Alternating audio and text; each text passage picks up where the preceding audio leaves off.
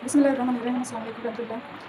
मैं आज आपसे एलोवेरा और दही की जो लस्सी को बनाने की रेसिपी बताऊँगी। जो डाइट पे है उनके लिए भी बहुत अच्छी परफेक्ट है, और वैसे जो आम इंसान है उसके लिए भी बहुत अच्छी है, बहुत सी बीमारियों के लिए बहुत मुफीद है। इसके लिए मैंने एक फ्रेश एलोवेरा ले ली है, और इसको मैंने काट के 10-15 मिनट के लिए इसको ऐसे रख